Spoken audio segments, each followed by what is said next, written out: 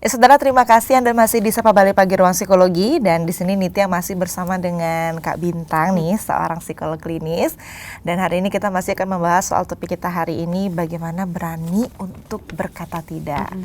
Nah, Kak Bintang, tadi terakhir kita sudah bahas ya ciri-cirinya orang yang kurang asertif itu gimana. Kemudian tadi juga sudah sempat dijelaskan kalau orang yang seperti ini, yang berani berkata tidak, menyertakan alasan, itu dia sudah mulai bisa untuk menerapkan komunikasi secara asertif gitu, Kak ya.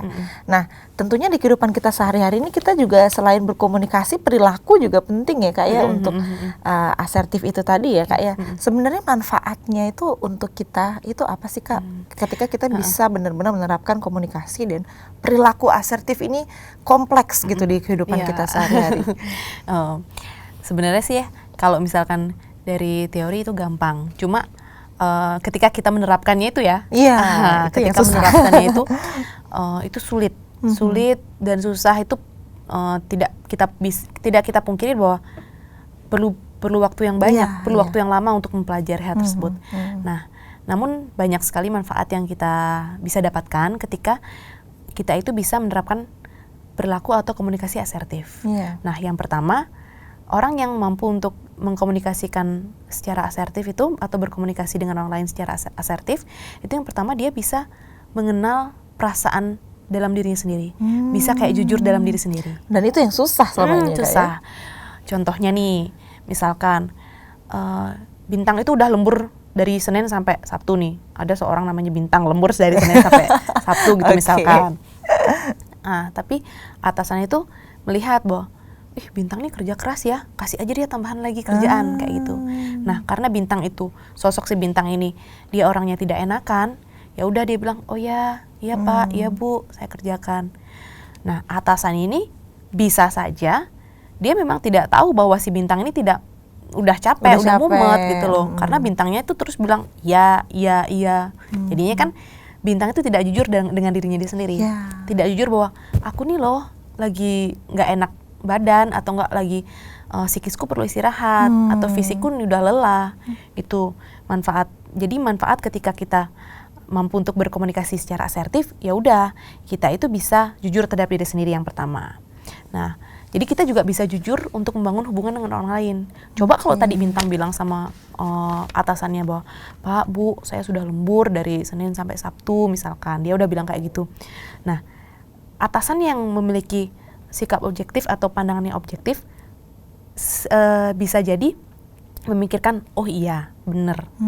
Bintang itu udah lembur dari Senin sampai Sabtu. Saya kasihlah dia istirahat waktu. Nah, kayak gitu. Jadinya juga lebih semangat kerja selanjutnya. Seperti itu. Jadi diberikanlah waktu untuk istirahat oleh bosnya. Kalau Bintang tadi bilang bahwa saya sudah lembur nih dari Senin sampai Sabtu. Kalau misalkan tadi Bintang tidak bilang, bisa jadi tuh atasannya terus ngasih dia kerjaan seperti itu. Itu manfaat yang pertama. Terus yang kedua, jadi melalui asertivitas yang kita miliki atau yang kita terapkan tersebut, kita lebih bisa belajar untuk menghargai diri sendiri dan orang lain. Kita menghargai nih, kayak yang tadi kasusnya si Bintang itu, si Bintang perlu istirahat.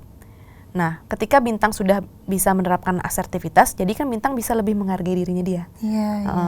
Aku perlu istirahat nih, kayak gitu, yang kayak tadi, yang kayak yang pertama. Kalau misalkan si Bintang ini kurang bisa untuk menerapkan asertivitas, bisa dikatakan Bintang belum menghargai dirinya sendiri.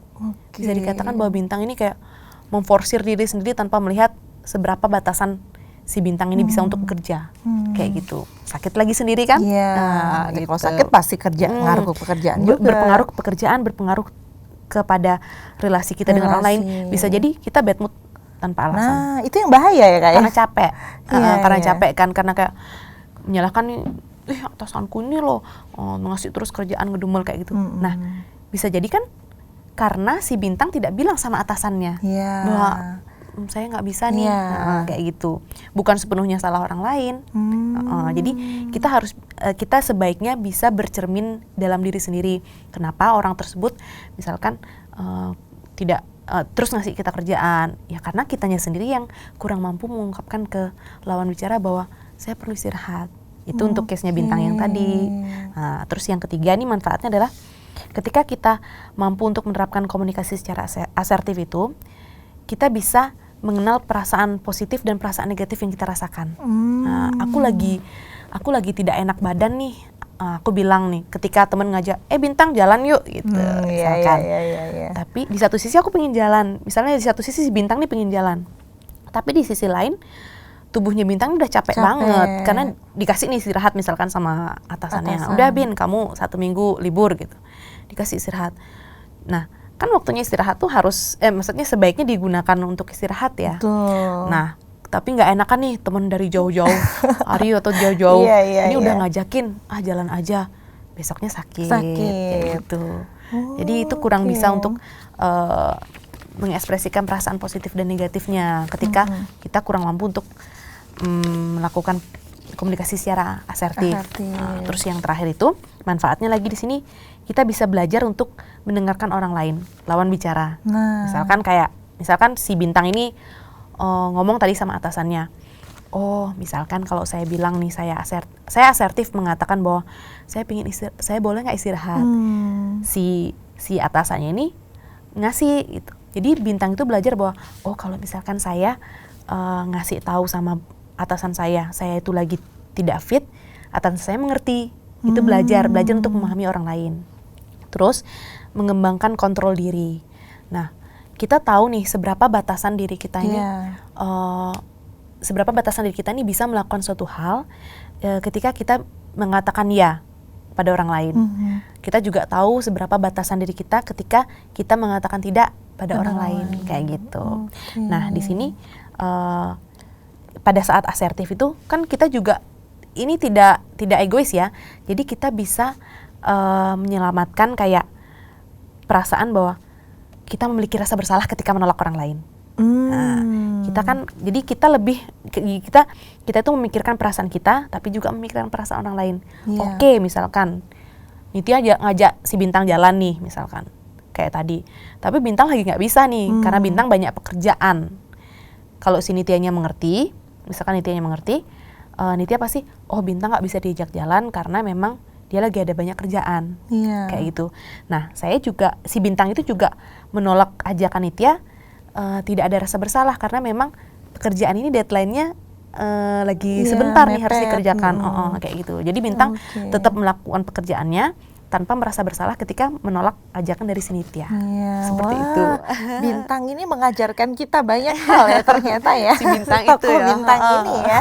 Tapi memang ternyata kalau misalkan kita bisa berkomunikasi asertif, manfaatnya banyak sekali ya Kak ya. Banyak sekali manfaatnya. Walaupun kedengarannya kecil-kecil dan tadi contoh-contoh yang sudah disampaikan oleh Kak Bintang tadi, ternyata paling banyak relate di kehidupan kita sehari-hari. Sangat-sangat relate di kehidupan. Mungkin kalau yang sudah bekerja itu relate dengan kehidupan pekerjaannya. Terus kalau misalkan di rumah nih misalkan nggak enakan nolak, kan biasa nih kita dikasih pekerjaan mungkin sama orang tua, Bintang nyapu dulu, atau nggak Bintang nyuci dulu gitu. Misalkan ini masih SD si Bintang, perlu waktu bermain kan Bintang. Gitu. Bentar dulu Bu, mau main dulu gitu, kayak gitu. Jadi tapi bermainnya harus porsinya yang tepat gitu, jangan main terus nggak mengerjakan pekerjaan yang disuruh sama si orang tua.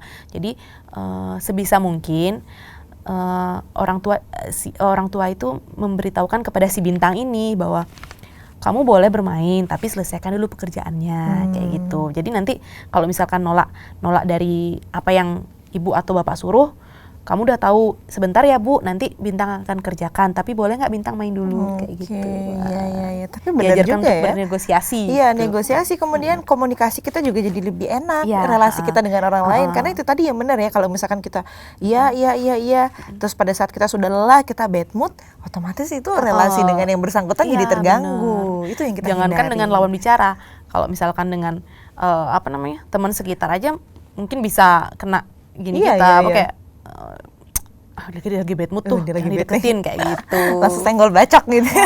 Seperti itu. Oke ya, jadi memang itu tadi kita juga harus benar begitu menempatkan rasa bersalah yang tadi sudah dijelaskan. kan oleh Proporsinya tepat. Ya harus tepat gitu proporsinya. Nah Kak, kalau kita berbicara soal membentuk perilaku yang asertif nih Kak ya, kan memang mungkin beberapa pemirsa di rumah bahkan mungkin Nitya sendiri merasa oh mungkin dalam beberapa hal, beberapa kondisi ternyata pernah nih kita berperilaku yang kurang asertif gitu Kak.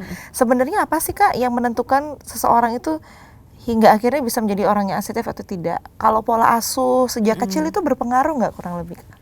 Nah, dapat dikatakan pola asuh itu menjadi salah satu acuan.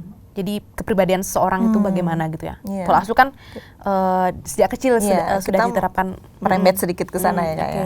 Sudah diterapkan oleh orang tua. Nah, ada baiknya ayah dan bunda di rumah itu ketika ada anak kecil gitu diajarkan aja anak untuk bisa mengekspresikan perasaannya dia. Oke. Nah, Sejak misalkan, dini ya. Sejak Kak? dini diajarkan anak tersebut untuk bisa mengekspresikan apa yang sebenarnya dia rasakan. Misalkan bundanya beliin susu rasa coklat, tapi si anak ini nggak suka gitu loh. Nanti bunda itu sebaiknya tanya, Bintang kamu suka nggak susu rasa coklat atau mau bunda beliin yang lain, kasih dia pilihan kayak gitu. Jadi si Bintang ini akan bilang, oh bunda saya suka kok yang rasa coklat, atau enggak bunda boleh nggak beliin yang rasa stroberi kayak gitu. Jadi anak diperkenalkan bahwa dia setidaknya mampu untuk mengungkapkan apa yang dia rasakan atau apa yang dia pikirkan dalam kehidupan sehari-hari gitu. Jadi itu nanti akan menjadi kebiasaan semakin dia remaja, dewasa, terus kayak menjalani kehidupan gitu, kehidupan di perkantoran mungkin baru atau nggak di kehidupan sekolah kayak gitu. Oke, berarti memang sejak dini gitu ya, anak-anak juga sudah harus mulai diajarkan. Ya mungkin tidak jeblek, nah kamu harus asertif nggak gitu ya, tidak. Tapi mungkin dengan bahasa-bahasa yang lebih sederhana. Contoh-contoh yang sederhana. Contoh-contoh sederhana sehingga nanti pada saat sudah dewasa, pada saat sudah menghadapi komunitas, begitu jadi lebih bisa komunikasinya lebih asertif gitu ya, sehingga bisa menguntungkan diri sendiri dan juga orang-orang di sekitar kita. Nah kita butuh tips juga nih Kak, gimana sih caranya supaya kita yang sudah terlanjur kurang asertif nih ternyata, kita gimana sih caranya untuk memulai supaya kita bisa berkomunikasi secara asertif, tapi selain satu ini ya Kak Bintang. Siap. Ya saudara, kita masih akan membahas soal topik kita hari ini bersama Kak Bintang nih, seorang psikolog klinis, tentang bagaimana kita untuk bisa berani berkata tidak ya, atau dalam kata lain bisa berperilaku dan berkomunikasi secara asertif, tapi selain satu ini. Untuk itu jangan kemana-mana, tetap di Sapa Bali Pagi Ruang Psikologi.